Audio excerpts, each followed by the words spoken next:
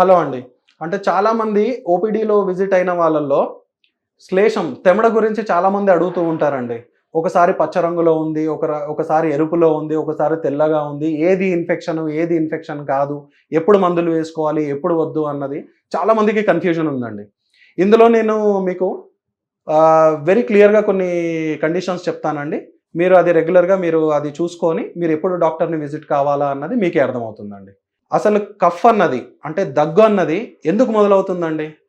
మీ లంగ్స్‌లో, మీ బాడీలో ఉండకూడని పదార్థాలు అంటే మీ లంగ్స్‌లో ఉండకూడని పదార్థాలు ఏ విధంగా అయినా అవి గాలి ద్వారా సోకి ఇట్లా మీ లంగ్స్‌లోకెళ్ళినప్పుడు లంగ్స్ అవి బయటికి పంపించే ప్రక్రియనే దగ్గండి. అంటే అది ఒక ప్రొటెక్టివ్ రిఫ్లెక్స్. అది మీరు చేయడం వల్లనే మీరు లోపలున్న సబ్‌స్టెన్స్‌నన్నీ బయటికి తీయగలుగుతున్నారు. రైట్? సో, మీరు ఎప్పుడెప్పుడు ఇలాంటి పదార్థాలలో ఎక్స్‌పోజర్ అవుతున్నారో మీకు దగ్గొస్తుంది అనంటే ముఖ్యమైన పదార్థం ఇదేనండి. మీ లంగ్స్‌లో ఉండకూడని పదార్థాలున్నాయి. మీ లంగ్స్ సహజంగానే అవి బయటికి పంపించేయాలన్న ప్రక్రియలో మీరు దగ్గుతున్నారు. ఇందులో శ్లేషం వచ్చే కాడికి ఇది ఇన్ కేస్ వైట్‌గా సహజంగానే రెగ్యులర్‌గా సీఓపీడీ అంటామండి. అంటే క్రానిక్ అబ్‌స్ట్రక్టివ్ పల్మనరీ డిసీజ్ అని. అంటే బ్రాంకైటిస్ గాని, ఎంఫైసెమా గాని మీరు యాడ్స్‌లో చూసి ఉంటారండి. సినిమా థియేటర్‌లో 'ముఖేష్' యాడ్ ఎంఫైసెమా అన్నది. అదేనండి సీఓపీడీ అంటే.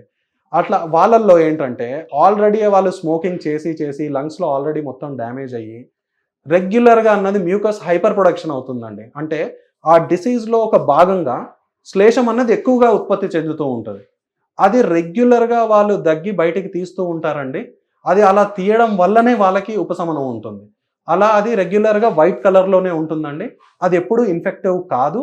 ఆల్రెడీ వాళ్ళ లంగ్స్‌లో జరిగిన డ్యామేజ్ సహజంగానే నిరంతరం జరిగే దీర్ఘకాలిక వ్యాధిలో ఒక భాగంగానే ఆ శ్లేషం అన్నది ఉత్పత్తి చెందుతూ ఉంటుందండి.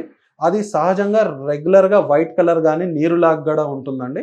అది ఎవ్రీడే వాళ్ళు రెగ్యులర్‌గా దగ్గి అది బయటికి తీసేస్తుంటారు.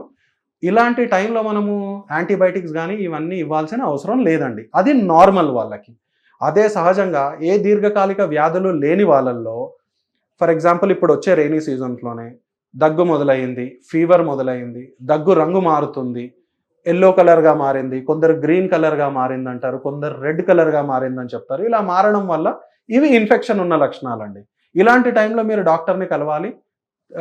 ఆ అప్రోప్రియేట్ యాంటీబయాటిక్స్ తీసుకోవడం వల్ల మీకు ఇవన్నీ తగ్గుతూ ఉంటాయండి. ఇందులో ఒక్కొక్కసారికి దగ్గుతుంటే రక్తం గూడా పడుతుందండి. అంటే అపోహలు రెగ్యులర్‌గా దగ్గు అంటే తెమడతో పాటు బ్లడ్ పడడంలో సహజంగా అందరూ క్యాన్సరే అనుకుంటారండి. క్యాన్సర్‌లో మాత్రమే ఇలా పడదండి. క్యాన్సర్‌లో పడిన మాట నిజమే గానీ, క్యాన్సర్ ఒక్కటే కారణం కాదండి దీనికి. ఈవెన్ ట్యూబర్‌క్లోసిస్ అంటే లంగ్‌లో ఇన్ఫెక్షన్ టీబీ ఉండడం వల్ల గూడా ఇలా అవుతుందండి.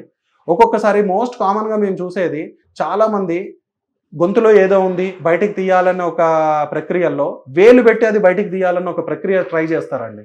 అందులో గూడా మ్యూకోసా ఎరోడ్ అయ్యి, అది దగ్గడం వల్ల అది బ్లీడింగ్ బయటికొస్తుంటదండి బ్లడ్ అన్నది. అదే కాకుండా సబ్‌స్టెన్స్ అబ్యూజర్స్ అంటాం. అంటే ఈ డ్రగ్ అబ్యూజర్స్ కోకేన్ గాని, ఇలాంటి ఇల్లిజిటిమేట్ సబ్‌స్టెన్సెస్ ఏవైనా తీసుకున్న వాళ్ళలో గూడా ఇలా దగ్గులో ఇట్లా బ్లడ్ పడే ఛాన్సెస్ ఉంటాయండి.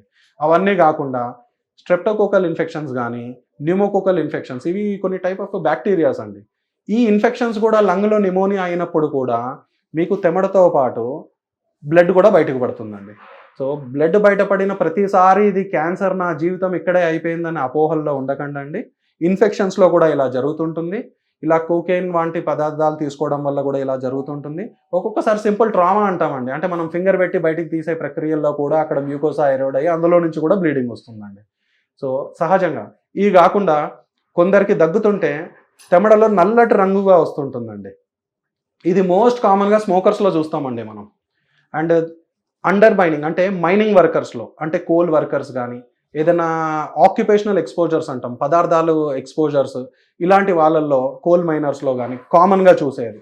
అంటే వాళ్ళు అక్కడ వాళ్ళ వృత్తిలో వాళ్ళు పనిచేసే పనిముట్లలో అక్కడ జరిగే రియాక్షన్స్ అక్కడ గ్యాసెస్ అబ్జార్బ్ అవ్వడం వల్ల ఆ బ్లాకిష్ డిపాజిట్స్ ఏమున్నాయో కార్బన్ పార్టికల్స్ అవన్నీ మీ లంగ్స్‌లో అంటే మీ ఎయిర్‌వేలో డిపాజిట్ కావడం వల్ల అది ఉంటే ఆటోమేటిక్‌గా అంటే ఇదివరకు నేను మీకు చెప్పినట్టు లంగ్స్‌లో ఏ అబ్నార్మల్ ప్రొడక్ట్ ఉన్నా అది లంగ్ బయటకి పంపించేసి దగ్గి బయటికి పంపించేయాలన్న ప్రక్రియల్లో మీరు దగ్గుతుంటే సేమ్ ఈ కార్బన్ పార్టికల్స్ అన్నవి బయటికి రావడం జరుగుతుంది.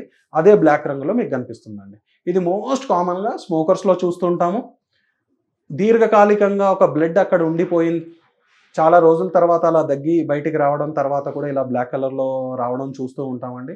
అండ్ నేను చెప్పినట్టు ఆక్యుపేషనల్ డిసీజెస్ అంటామండి.